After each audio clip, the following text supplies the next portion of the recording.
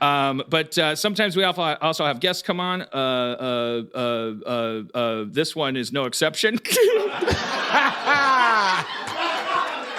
Just gets better and better. Really. That was a fun, kind of alt comedy intro. Yeah. I wrote a new dry alt comedy kind of way of introducing people. This is one of those shows that I've been hearing about forever. That's always you should watch this. It's really funny. I could see from the ads it probably was. Never did. Just dove into it. Fully, admittedly, because he was coming to the show. I'm so impressed with his stuff. Can't wait to talk to him about it and other stuff, because there's a lot of stuff he's able to talk about, and he ruins it all. Please welcome Adam Conover from Adam Ruins Everything.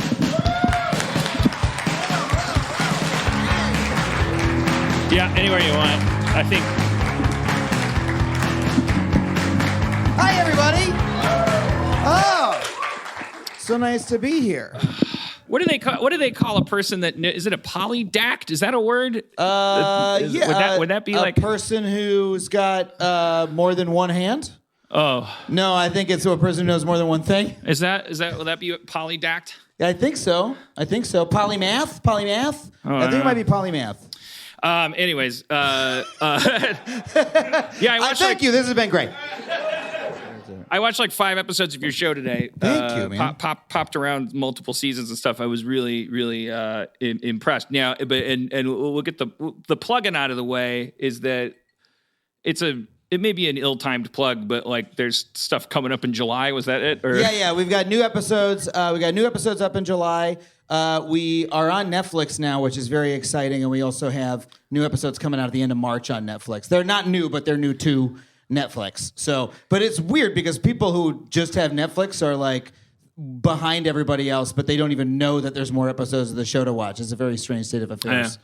That's cool because, and that satisfaction of when that Netflix seal opens and you're going to get 0.03 cents more. Is that what happens? We have not gotten a residuals round on it yet, so I don't know how that affects. I don't think Netflix doesn't do back end. If you didn't get any money the day Netflix came into your life, then you're never going to see any. No, it means they just came in your window and took your dresser. It's weird. They're like, what? You wanted people to see you.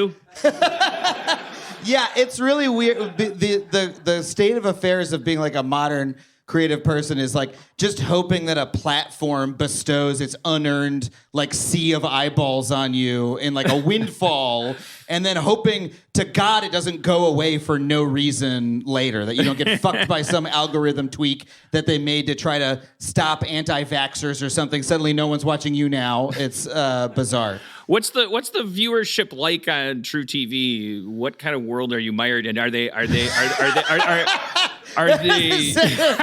you mired, or are you more in a quagmire? Are you? I just mean do you get emails that are well, 0.7 last night, not as good as we hoped, but is it still that world in basic cable or? Yeah, I mean I don't know I sort of don't find out the week to week. I get told, hey, the premiere was good, and then I get told later on, oh, we did you did okay, or it was flat or whatever. But I mean, the numbers are crazy. We heard last year that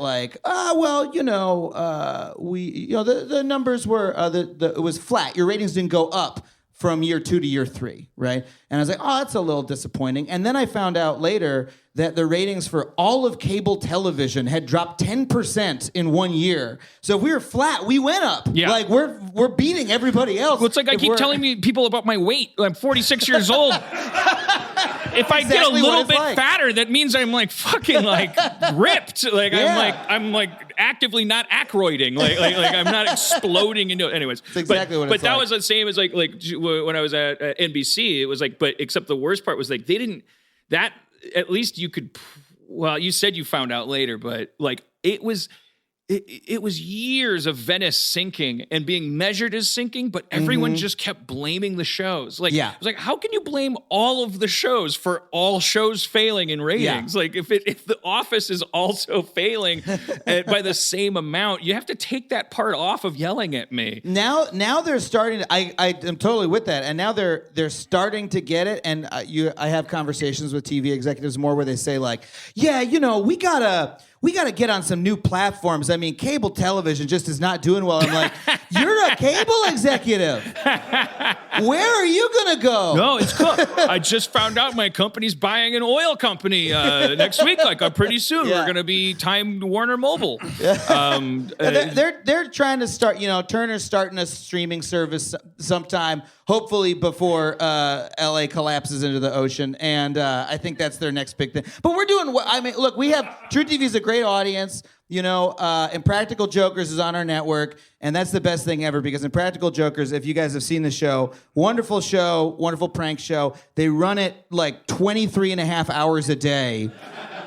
It's just True TV is on-demand Impractical Jokers. And it's one of the most popular shows on cable, right? And then people who are just sitting there watching Practical Jokers, then after a while, my show comes on. And they go, oh, what's this? Hey, I like that too. And so that's good for me. We always have the best lead-in on the network, no matter what happens.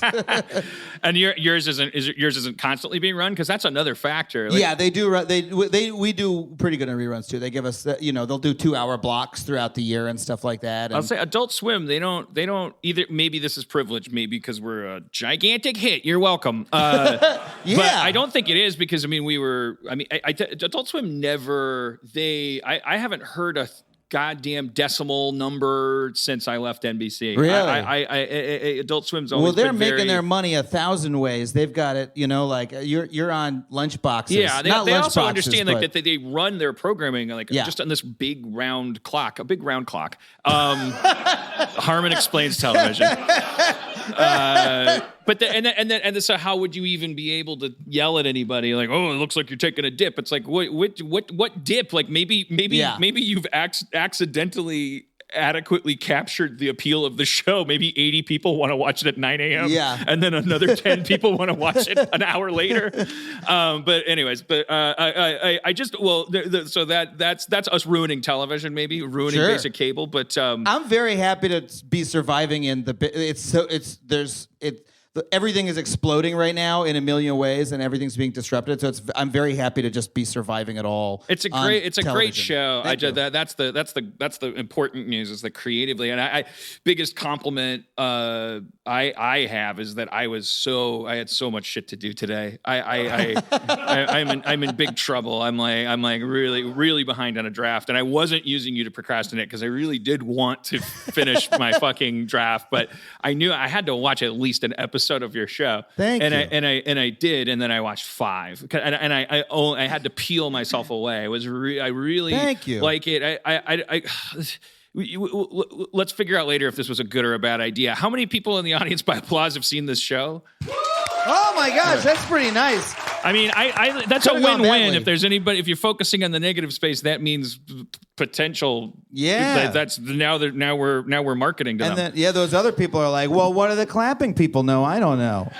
I want to be a clapping person. One reason why maybe people to use my I statements, like I think a reason I didn't flock to it is I live in fear of my own cynicism and stuff. I struggle so hard to stay positive and believe in humanity and stuff. And I remember, I think the dark kind of club-footed cousin of your show is Penn and Teller's Bullshit on Showtime. Yeah, I love that show when it came out, and but there were certain things tonally that show did that I knew that I wanted to do something a little bit different from. But I'm a huge fan of Penn and Teller, and what those guys do. Their show in Vegas is incredible. If you've never seen it. There's a little Mythbusters in there as well. And Mythbusters in terms of influence on our show, a little bit. Except we never do experiments and things like that. I'm like not handy at all, like there's no like live demos. But a little bit, But I think the incredible exception that made a difference, which is immediately apparent from the pilot, and then it's there in every show. I mean, one of the things is that tonally there's just a clear difference in that it's like comedy versus tragedy kind of thing. Like it's like at the end of the day, either your show believes the viewer should kill themselves or not. And your show, like it has this it has this heart to it. In fact, it's inviting people up to skepticism and cynicism. It's not implying that if you didn't already know this, it's because you're dumb, and and also like now that you know this, you know that life means less. Yeah, no, it's the opposite. I mean, one of the mottos of the show is that my character has, and that I have personally, is it's always better to know. That I don't believe that there's any virtue in ignorance whatsoever, and that you're always better knowing the truth. And the reason is because that makes you more powerful and capable and, more able in the world. And so we wanted to make a show that shows that. But I'm not a negative or cynical person by nature. And so it was important to us to have that positive thing at the end. Although I think it was actually... on the pilot, I think it was the best network note I've ever gotten, where they were like, "You need something positive at the end." Like we're a 4-act show, and they were like, the fourth act should be just an uplifting message of some kind, and that's the best. On paper, that sounds like it's a prototypical terrible studio. Yeah, exactly. Like, oh, come on, I gotta find a positive spin every time. Right? I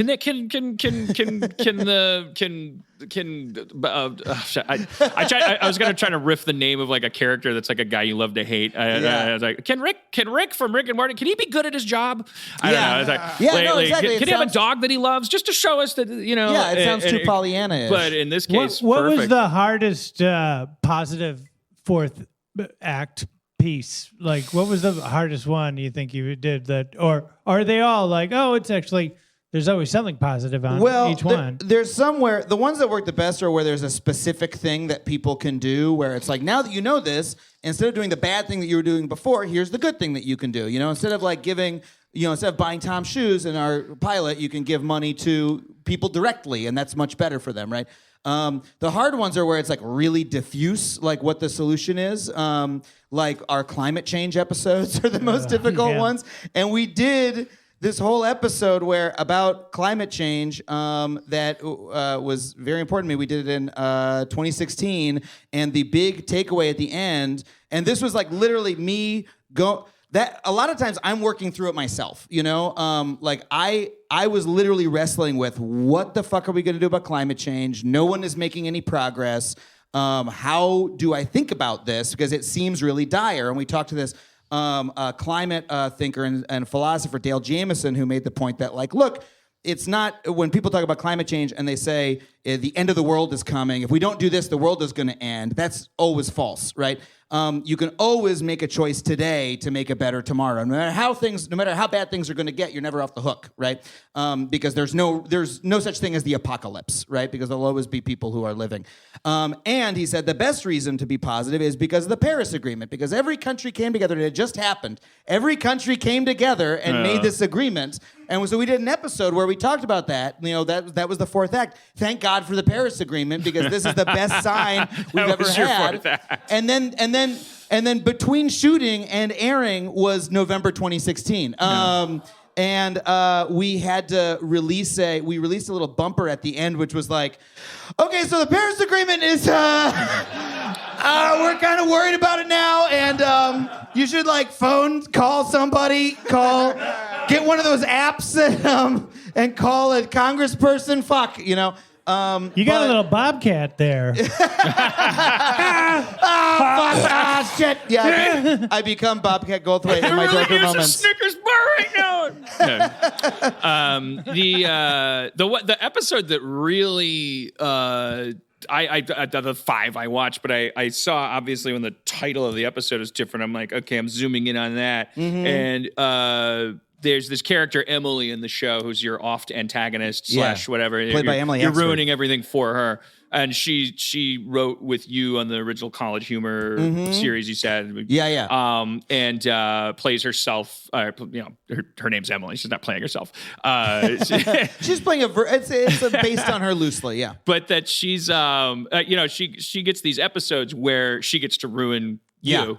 Yeah. And which is a combination of a corrections segment, Yeah. Which your character is excited about, which I was really impressed by. I thought this was such great meta storytelling. Like I love I'm really impressed with the amount of character that you're doing in a show that's just like a true TV. Like, hey, it's me. This is my name, and here's the thing I'm going to ruin. It's like you have arcs. And each episode has a story to it. It there's and this is so cathartic for someone to finally, because nobody points out this part of the show to me. Very rarely does someone say, "Oh, I like the story arcs," and we put so much work into that part of the show. I truly believe that everyone notices it, enjoys it, but they don't in the back of their minds. Yeah, because they're inferior non-elites. They don't have our Galaxy Hollywood They brands. haven't earned the conscious pleasure, but they're allowed the unconscious. They feel it deep down in their animal brain stems. It's the scars on my back that are shaped like Joseph Campbell circles. That the wounds that allow his work to seep in on every level. For you, you'll think, "Oh, I like this show." I know why. But it really, here's the thing, like for a nonfiction show to like, I'm like, it was a little, it reminded me of Doctor Who, kind of like. Mm-hmm. Because there's now a consistency to your attention. character, and you have a companion. Yeah. And she was like, "It's my turn to fuck with you," which is like, first of all, here's all the shit that people have corrected us on that we did in the past, but here's the really impressive thing to me as a master storyteller.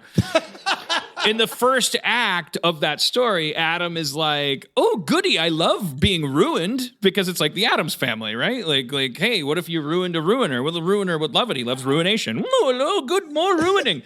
and I was like, well, that's probably going to just be the thing, right? She's going to get increasingly frustrated. But then there's this threshold that's crossed where they get through the corrections and they start talking about this thing called the backfire effect, which is a thing you may have heard about probably since the election, or maybe you haven't. I mean, maybe not by that name, but this idea that when we're emotionally connected to something that we believe, unlike with something else, like if I said, "What's that you're eating?" and you go, "Slim Jims," and I go, "What's better is Slim Jims Ultra." If you don't care, you're probably going to be like, I'll try those. Yeah. You love those conversations. Like, what are you listening to? The Pixies. You should listen to the Pogues. Okay. They both have pee in them. Okay.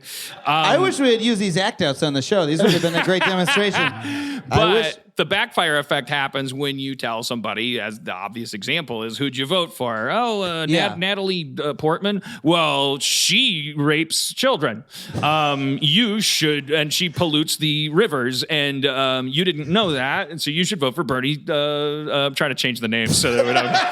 Wait, so you're going to change Bernie to Sanderson. Natalie Portman and Bernie Sanderson? I'm not good at names. Everybody in your shows is just named who they were named. I'm just trying to imagine someone's like, "No, Queen, she was good as Queen Amidala." Is that her? Okay, thank God. But it actually, not only is there a deflector shield, it actually, studies have shown that if you just lob a kind of like, "You're wrong about everything, the earth is actually round," at a flat earther, if they're a flat earther that has linked their fucking sexuality or their heart to flat earth, which how else would you be a flat earther? And it can be even more powerful than that. My favorite example that I've ever heard is like, imagine Sean Hannity, right? If Sean Hannity woke up tomorrow and read a study that convinced him climate change was real and we had to do everything to stop it now, right? His whole life is based around the opposite. Right. His career is, his family, his relationships to his friends are, If he was like, no, I think climate change is real, he'd become a pariah among everybody he knew. It's not just his emotional identity, it's his social identity, it's everything he is as a person. So there's no way for him to your do money, anything. forget heart and soul and testicles, like it could be your wallet, it could be your social standing, it could be anything. If there's an investment there, the invasion of an alternative fact can actually make you just double down. Yes. It's almost like your muscles tense up, so not only was this an incredible episode just to learn about this stuff in a digestible way, but also that I'm watching it as master storyteller.